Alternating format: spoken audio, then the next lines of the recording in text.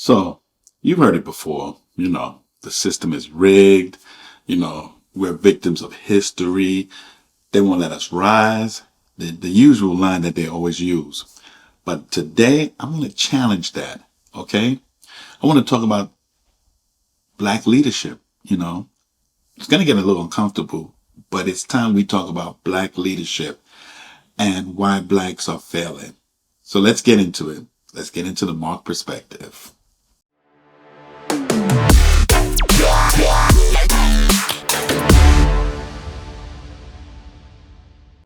Are black leaders really in it for themselves? Al Sharpton proves it with a meeting with Target. There are two sides to every story, but there's only one backstory.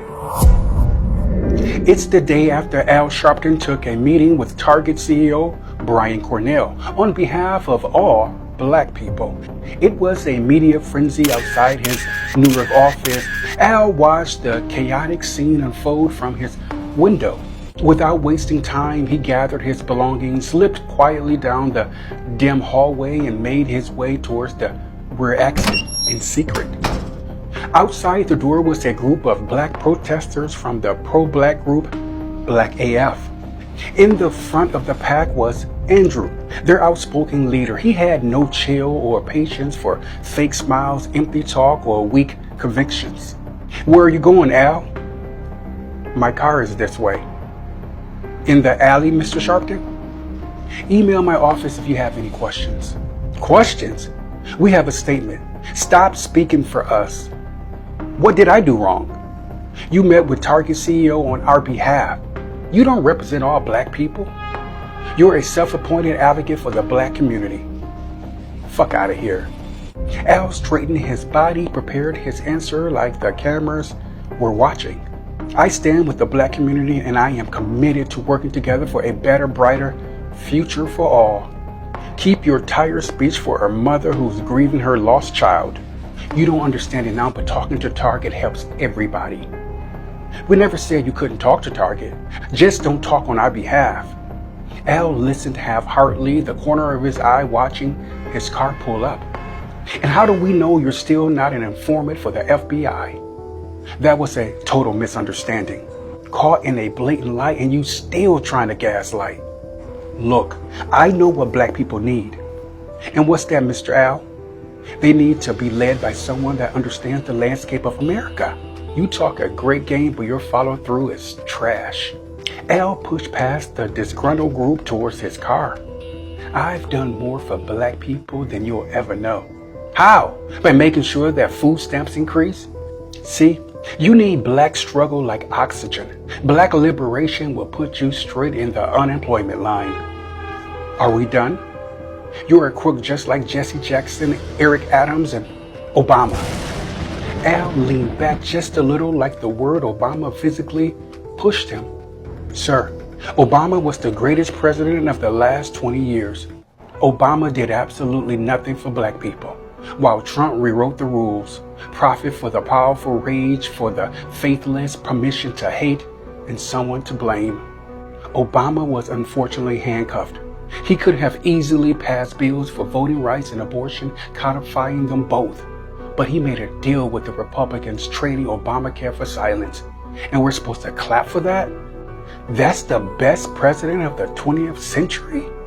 Nah, he was worried about what white people would think. He wanted to make sure he was the black guy you could share a cab with. Now that's really unfair.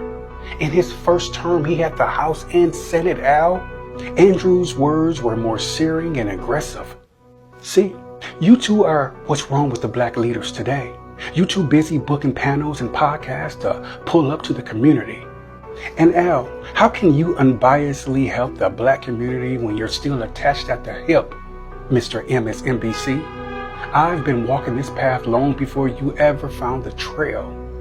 But you only get involved in racially charged cases that already have media attention, rather than addressing mass incarceration, unfunded schools, or economic inequality in black communities.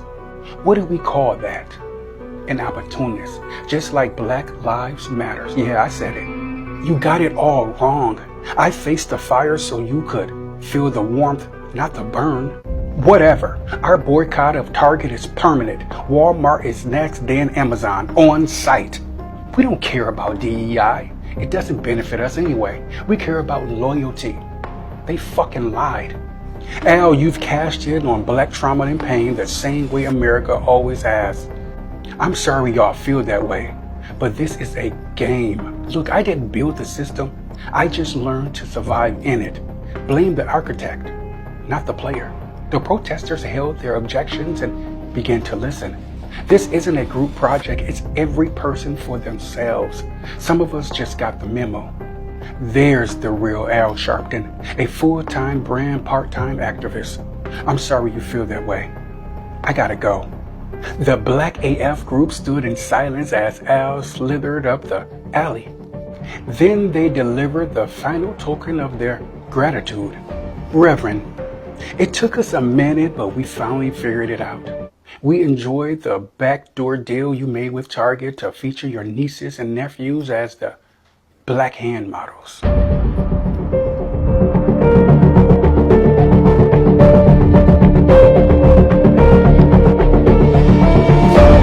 Target really said, who's a black person that does activism? Let's get them. And then they went and got Al Sharpton. And I really believe that Target thinks getting Al Sharpton is going to bring black people back to Target. Why the fuck do y'all think bringing Al Sharpton and getting him to talk about Target is going to bring black people back to Target? Y'all literally said, we know a black. We know a black, so let's get him. See, you guys, we know a black, and he says that we're not that bad. Like, he says that Target is still cool. Like, we know a black.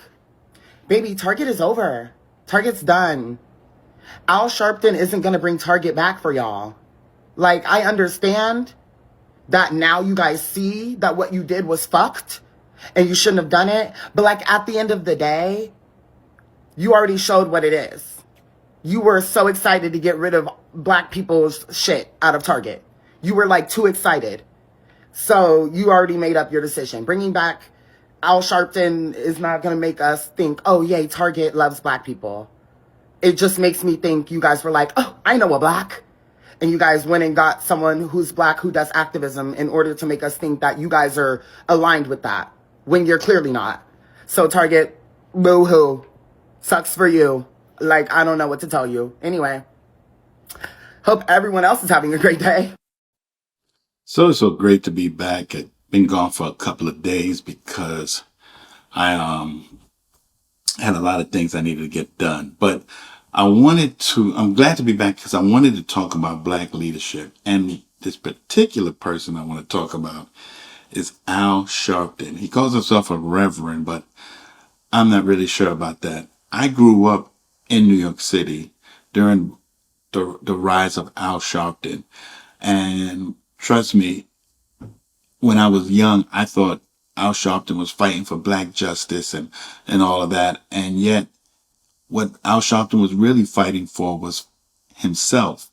Al Sharpton was trying to make as much money and grow as much power as possible while leaving the rest behind, believing that he was out for this so-called justice.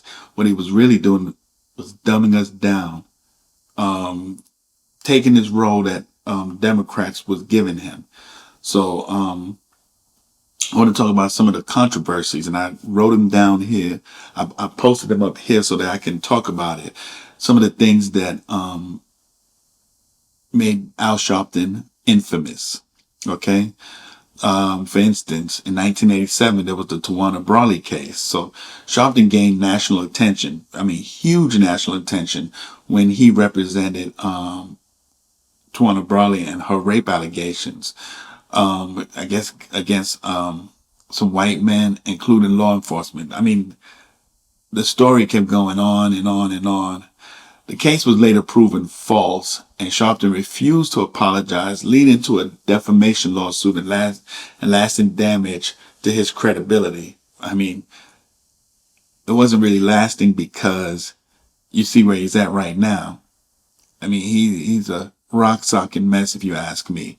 But that case really made people know about Al Sharpton and the stunts he would do just to get fame, power, and money. Another one was racially charged rhetoric.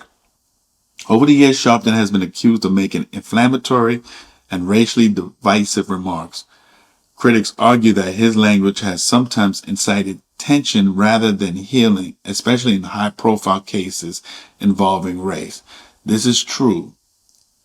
He never seems to, whenever there's a case where a young black person dies by the hand of a white police officer, and let me be clear, it's probably a very, very small percentage of a white cop killing a black young kid or black male just because he's black.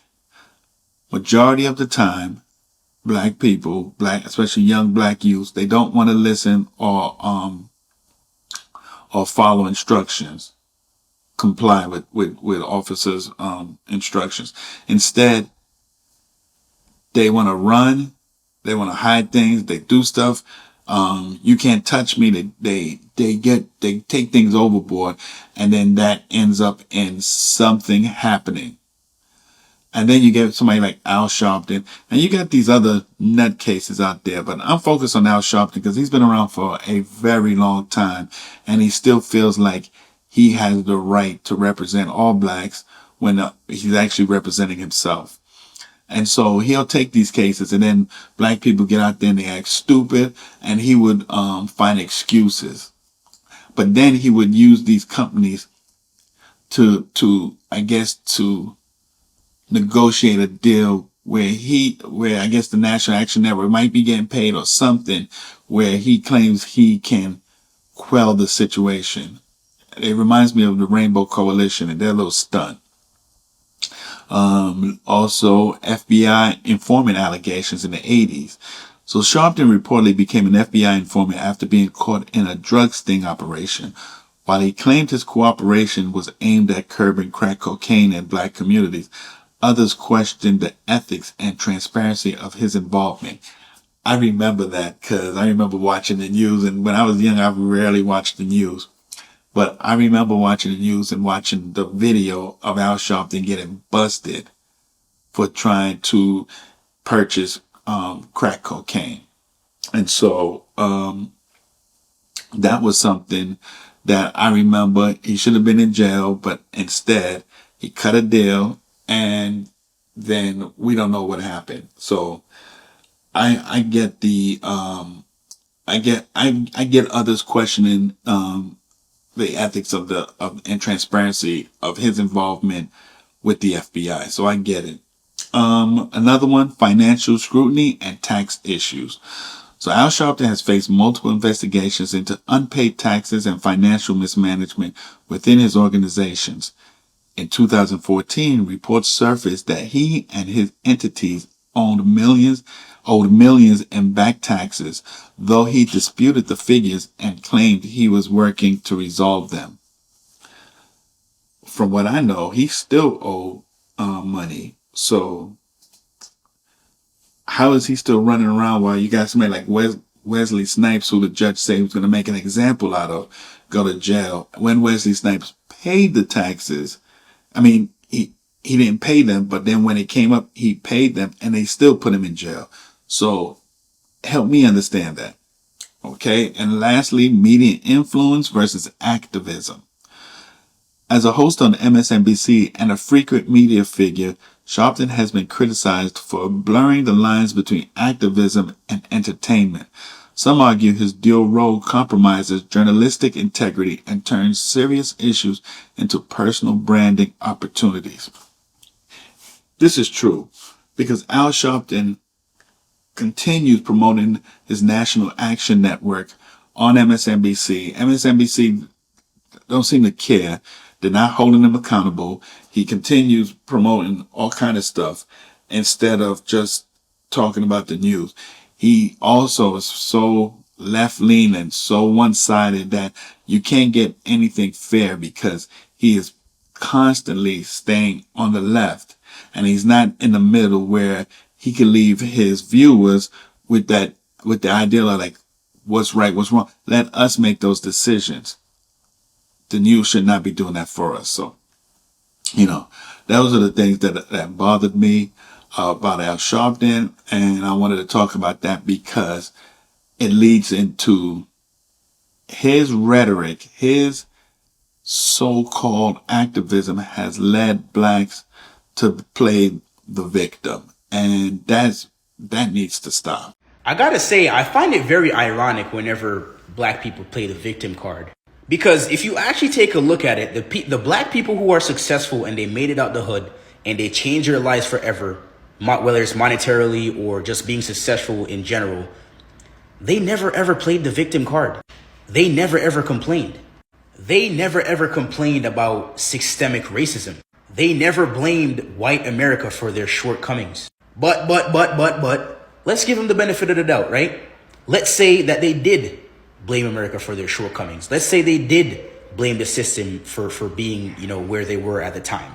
Let's say they did complain about systemic racism.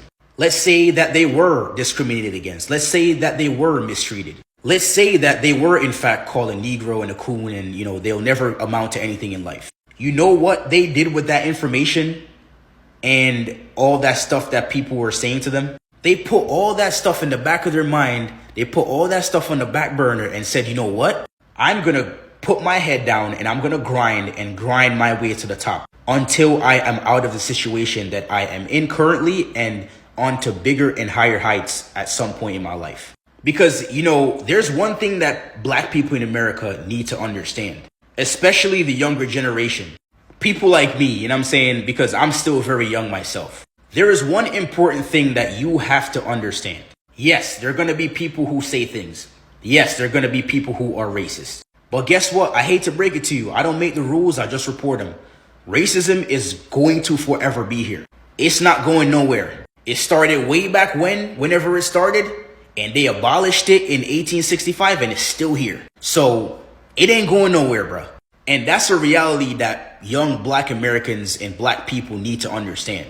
However, there's a flip side to the coin, and what you also must understand is that it's up to you to block all that noise out. It's up to you to look past those negative things and not listen to those negative things that people are saying. Whether it be the white man who is discriminating against you, or it's black people of your own kind, of your own skin color, telling you that the system is holding you back, systemic racism this, systemic racism that, institutionalized racism. Like, it's your job to block all that stuff out. It's your job to take care of you. Because unfortunately, in this situation, nobody has got you except for you, bro. And I genuinely think that if the younger generation, like I said, like myself, people my age, understand that, like, bro, your life will change drastically. Like, your outlook on life will be different. And most importantly, your success in life, bro, you're about to move mountains with whatever you're about to do, bro. I'm not going to speak for my whole country. Love Jamaica. But I think quite a few Jamaicans think that you guys play the victim a lot. Like, an outsider looking in, it's like, gosh, them complain about everything. Look how much opportunity them have. Look how them can work. Look how them can buy $1 burger.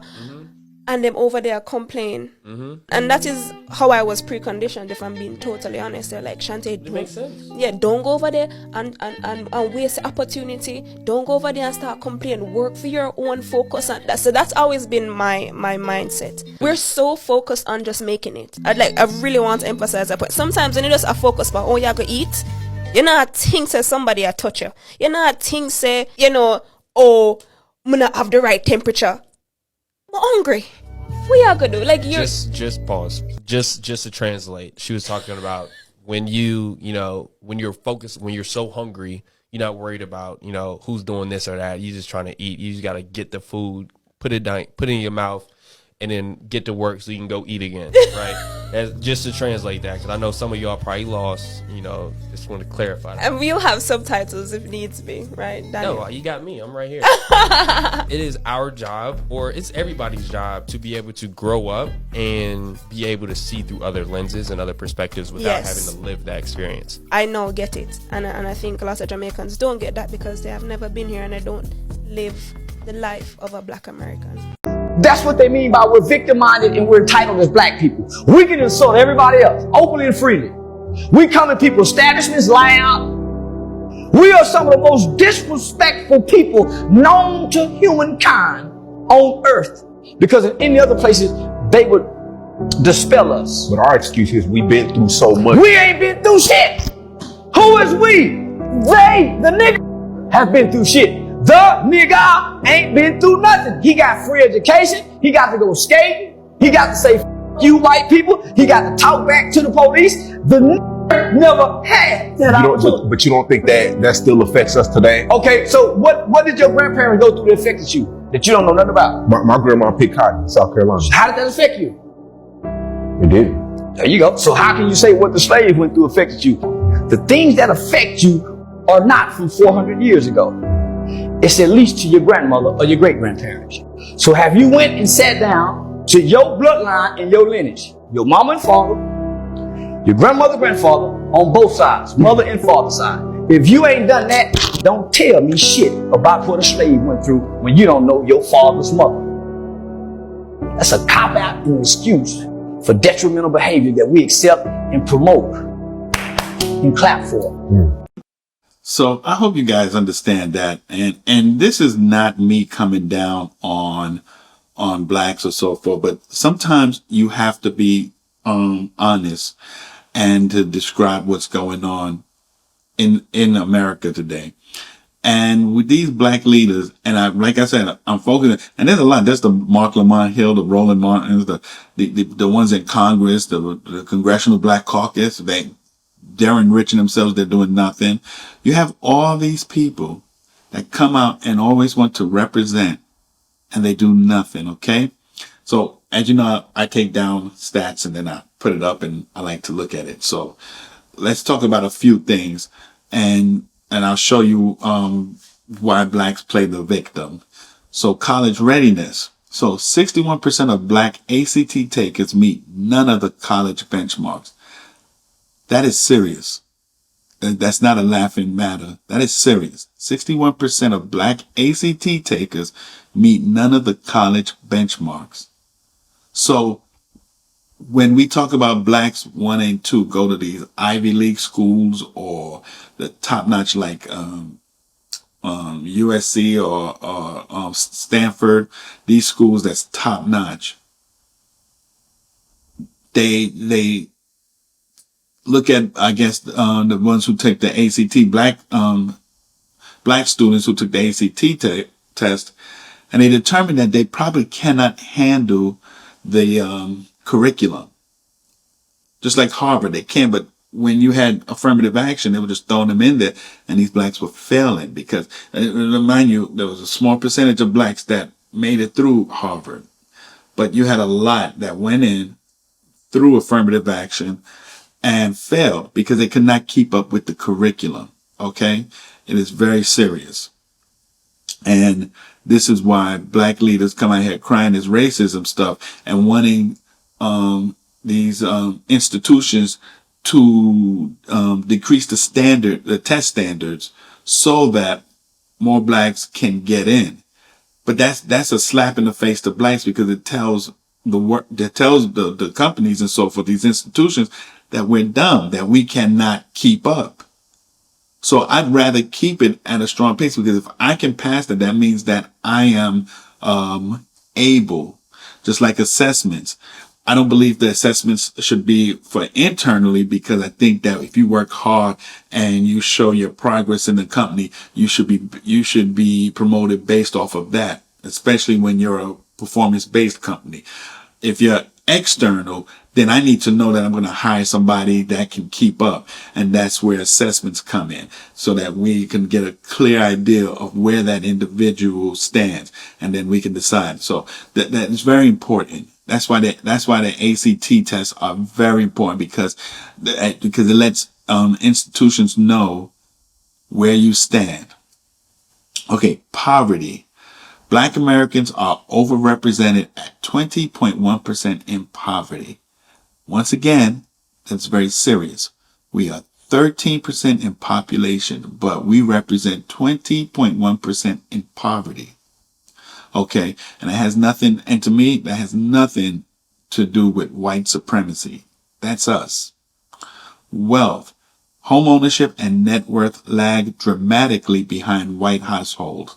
Now, we always like to compare the blacks and the whites, but the home ownership and net worth is really bad. For starters, most blacks don't have savings that they need.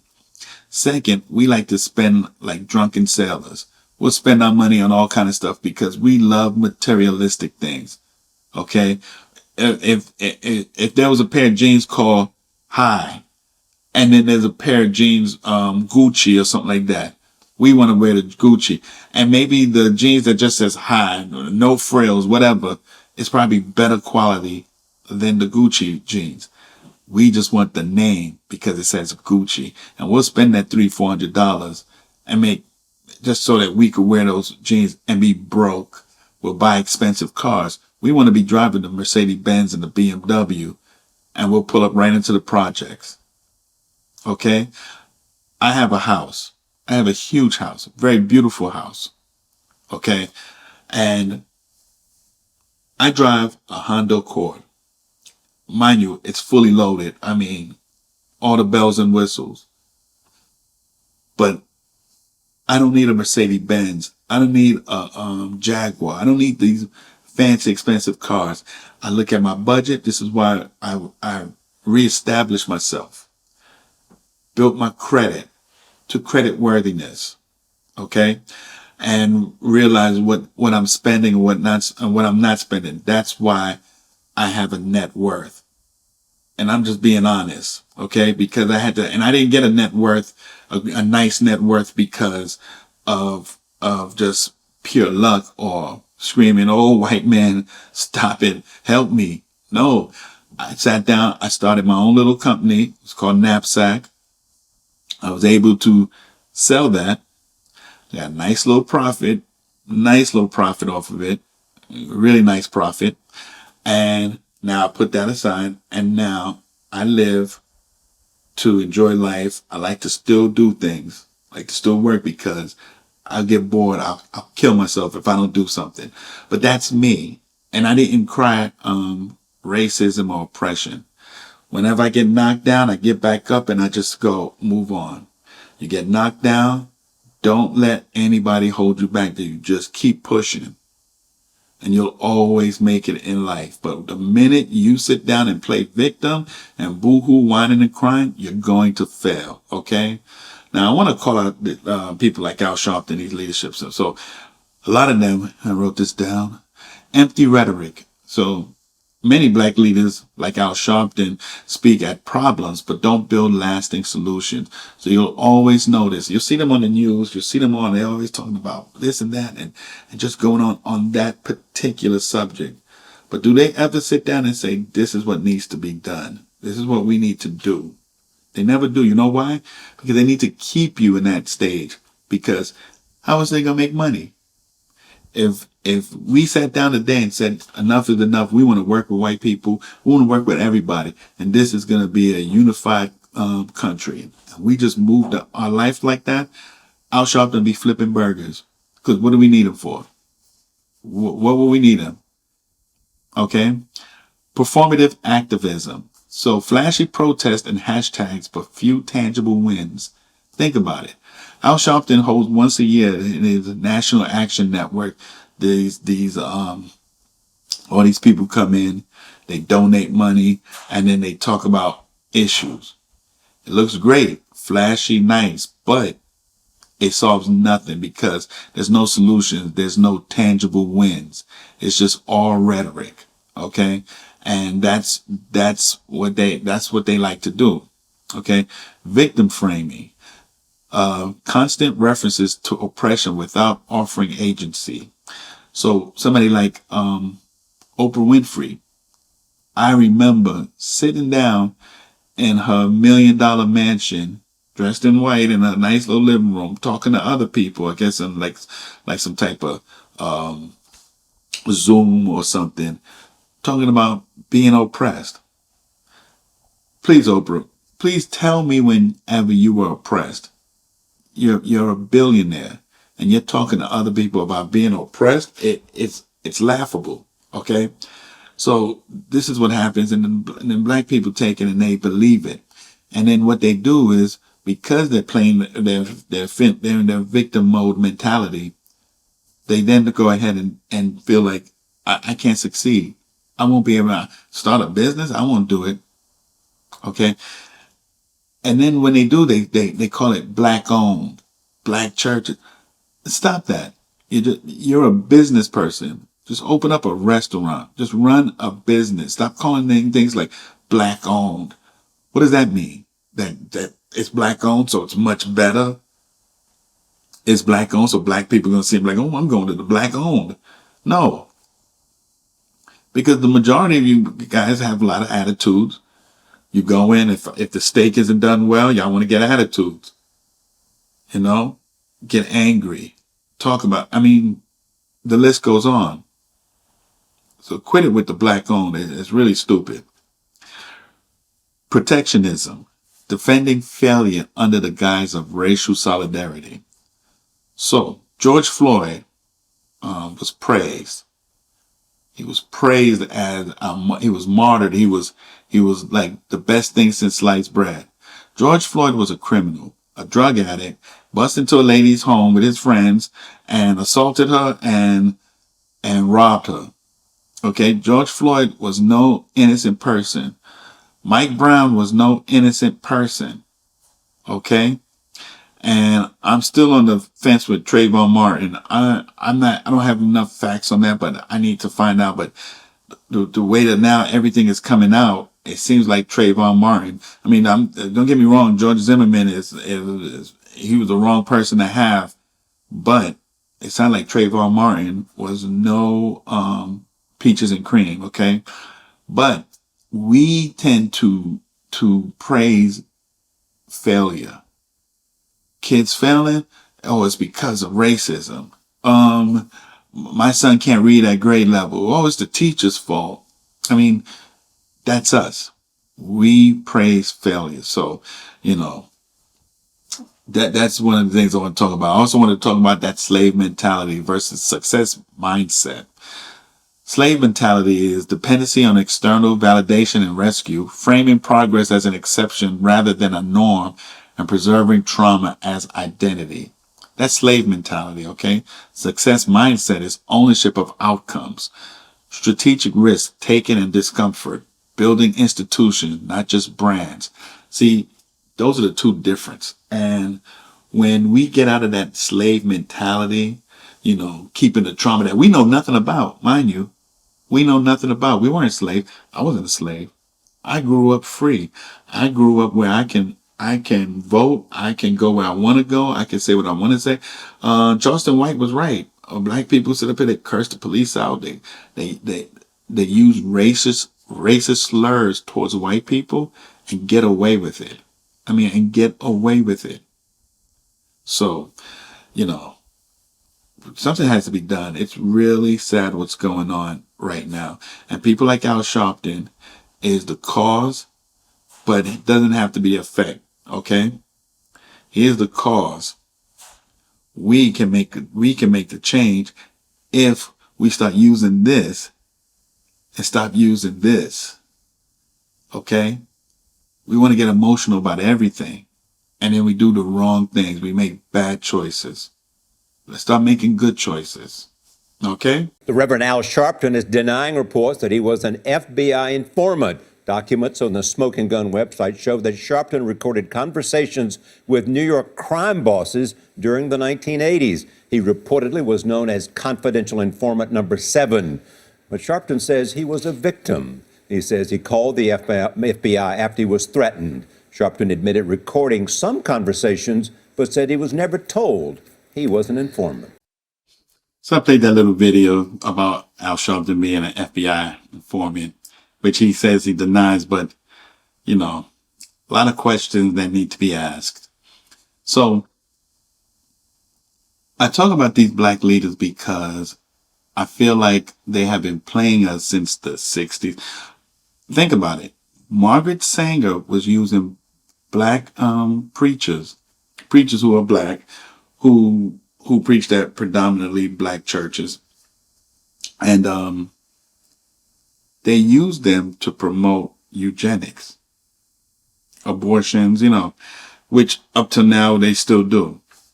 You have preachers who would support abortions when the taking of a life is considered a sin.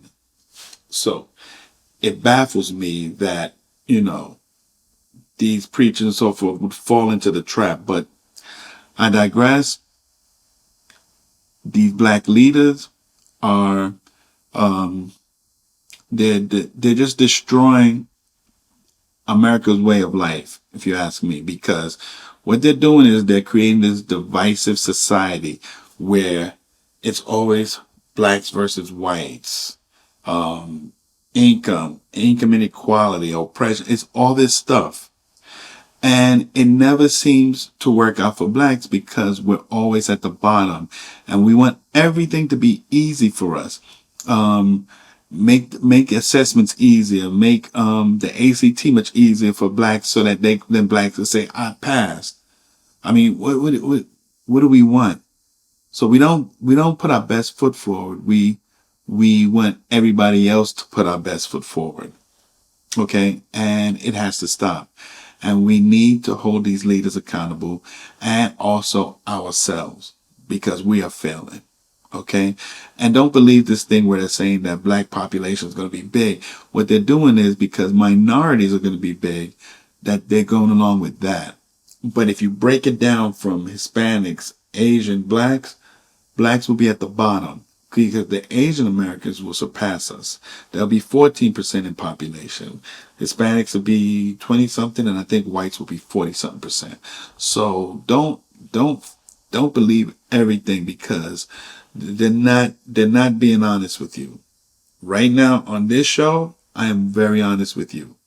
And if we don't get our act together, we're not only going to be fourth in population, we're going to fail where we're not even going to be considered credible.